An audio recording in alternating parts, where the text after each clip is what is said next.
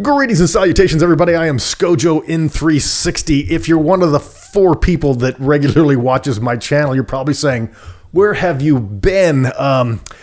I want to get you caught up real quick, but if you don't care, just forward past this. I got nothing. Just forward past this all. I'll give you a quick update as to what happened. COVID obviously affected a lot of people, video producers in particular. That's what I do for a living.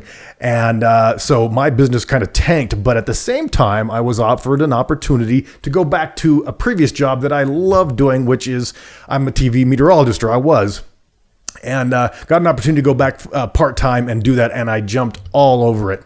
Things have been going so well with that they have finally brought me on full-time. And a big shout out to my employers, because when you go back, when you do live TV, they own your image and your voice and stuff like that. But they said, go ahead and keep doing your channel. They're supportive of that, though. Thank you very much for that. So long story short, I get to keep doing the channel, and I keep doing some private stuff. And I was recently offered a chance to do a 360 tour of the Edward R. Murrow School of Broadcasting at Washington State University. One of the best broadcasting schools in the country. I highly recommend it if that's an area you want to look at, both radio and television. And they wanted a video tour, which is one of the things I want to talk about, is that a lot of the tours you see these days are pictures. And if you want to get into tours like that, check out people like Ben Claremont. But I'm a video guy. I'm a motion picture guy. And I like to see life, because life moves. And so the few tours that I do are video. So I flew out right after the show on Friday morning, and I'm going to break down for you. I learned a lot with this. Now, I'm not going to give you a super in-depth tutorial. I'm just doing this for fun, and I wanted to pass on what I learned. And let's give you a quick heads up as to how to do a 360 immersive video tour.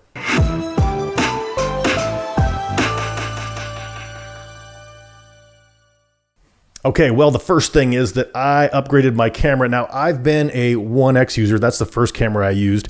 I then went to a GoPro Max, and I've been using that. But when the 1X2 came out with all the fixes, basically the things about the 1X that sucked, they fixed on the 1X2. So I decided to go ahead and upgrade, and I'm glad that I did.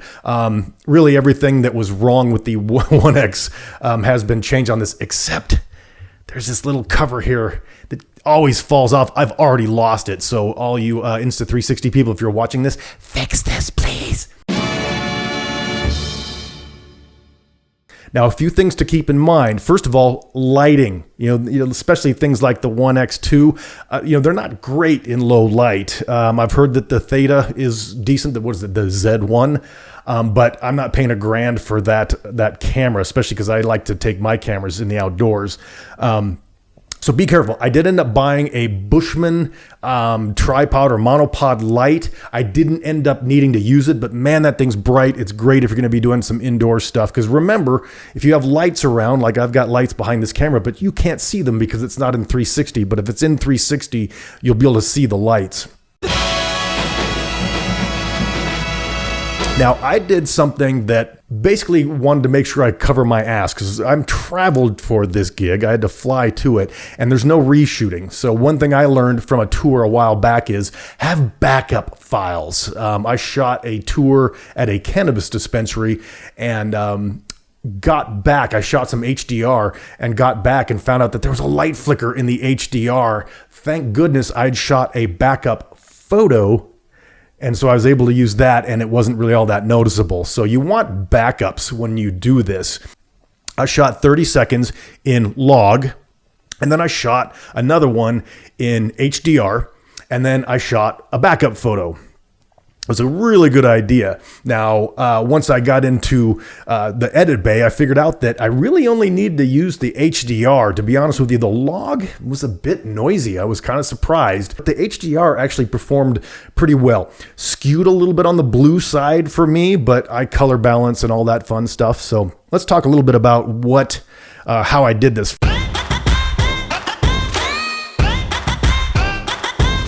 First of all, you're going to want a good tripod. I ended up using, this is a Bushman base with their weight. This is, I believe, a 2 kilogram weight, something like that. You really need weight, because otherwise this thing could easily fall over. Then you've got a broken lens. Then you've got big problems. I did end up, I bent my Bushman monopod. So I bought a Manfrotto monopod and then put it on here. Now, Then I had the camera. Okay, so the other thing is that right now for the One X2, the battery is getting backup batteries or extra batteries is really difficult. So I was very concerned because they only last for about an hour and a half, maybe 2 hours at most. That's if you're not using them that much. So I wanted some backup batteries. Well, let me grab this here. I ended up with several. Little did you know. Well, first of all, this is actually a battery, and this would go onto the base as well. Actually ends up giving you a little bit of extension height. So I used that on there the whole time. I didn't end up using it. Whoa, party foul. So I bought this at a place called Evo. They're based out of Bend, Oregon. I believe it's called Evo Gimbals. So got that for about $30. Then I also had one of these. I had this for the longest time. It's a little tripod, but it also charges up. Now this has about 4 times the battery of the One X2 battery. This has about twice as much battery. Party fouls all over this thing. But I didn't end up using either one of them. Glad I had them as backups because these things it took us about 5 hours to shoot this thing. So I would have run out of battery. Let me show what I got.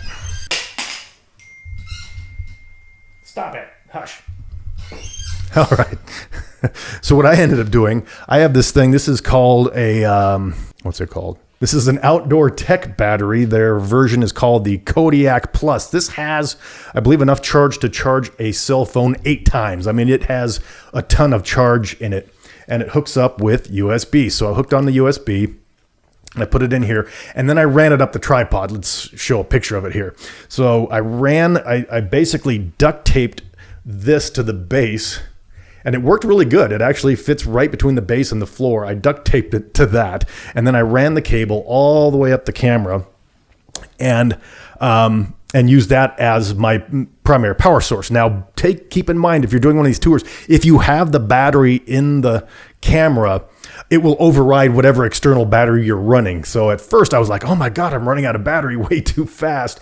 And then I realized, oh, it's still running on the internal battery. So I ended up eventually switching to the external battery, and this thing ran all day, and it's still, I mean, this thing's going to run 6 marathons before it finally dies out. So again, that is the Outdoor Tech Kodiak Plus. I get this because I take this out into the backcountry when I go skiing in case my cell phone dies, and it's awesome. I love these things. I don't get a commission for any of this stuff, but what you want is a USB to USB-C connection. And that worked all day long.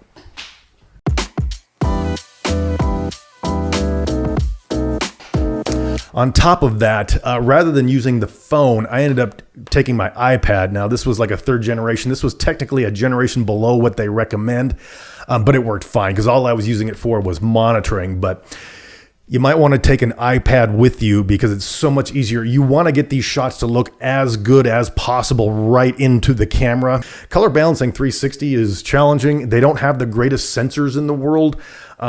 So you're going to want to get the best thing you can. With an iPad, you can go in, you're going to be looking at changing your exposure, your color balance, whether you want to shoot HDR, a photo. I mean, it all comes in the app. Pretty darn good app, I have to say. And since this was a generation below what they recommend, all I needed it for was monitoring and changing. But I guarantee you, I was changing settings a lot. So be prepared that when you're out in the field, you're going to be wanting to make a change for every time you move the camera. Even if you just change from log to HDR, there's going to be changes. So don't forget about that. But this thing came in invaluable. The funny thing is that towards the end of the day, this thing was running out of battery. So I took this thing and I ran a cord from it into this and then into this, and then I stuck this in my pocket. And it ran great for the rest of the day. So be prepared. iPads will not last super long. So you're going to want a backup for this as well. If you're going to do 360 tours, you're going to want a powerful computer. I do because it's part of what I've been doing for a living, but it chugs. I mean, it chugs pretty hard to work through all this stuff. You're going to want to be doing color balancing with it. And I, even with my powerful computer, locked up several times while I was trying to process all of this. I went in and rendered all my files in Studio. Now I hear you can just drop them straight into Premiere. I was having problems with that. The plugin didn't seem to work. So I rendered all my stuff in Studio. And here's a little pro tip for you. You're gonna have to render them all individually. You can batch export if you want. But the problem is there's a nice little remove grain selection. You want to use that because there's a lot of grain in this stuff. I was kind of surprised. The noise was fairly high with the 1X2 on the log setting. Now I have a 4K monitor, so I pick up more noise, but I was kind of surprised at how much noise there was. So when you go in, you can't batch export and hit remove noise on the selection. You have to do them each individually. So that slows you way down, but please do that because there's just enough noise in here, and noise makes you look like you're an amateur. I ended up using almost entirely the HDR. Kind of impressed with it. Not perfect. Like I said earlier, it skews blue at times, but if you're going to be color balancing, if you just want to take a chance, you have no time to color balance, go with the HDR. Like I said, it might skew a little bit bad, but if you're going to be doing tours, you should learn how to color balance. I use Lumetri Color in Premiere, and I use Premiere to edit all this stuff. You don't have to do that, but you're going to want a professional software in order to really do this. You're not going to be able to do this on your phone. So this tour turned out to be very successful. Part of that was because I prepared a lot, and I'm also a professional, but these video tours are a lot of fun. I did get paid for it, and not badly. Not going to tell you how much. All right, well, I've rambled on plenty now. Just wanted to kind of give you guys a heads up. But if you have any questions, go ahead and put them in the comments section below. And I'm going to try to do a tutorial about some things like the 1X2 and all that in the coming days. But mostly what you're going to see from me in the future are some immersive films outdoor. I'm an outdoorsman. I like to go skiing. I like to go hiking. I like to go kayaking. And now I have money coming in steady money from a gig that I absolutely adore. Love doing live TV. Love doing weather. So this is just going to be a hobby for me from here on out. Not that, ooh, there goes, geez, I'm having all kinds of technical issues. I'm Scojo in 360. Peace.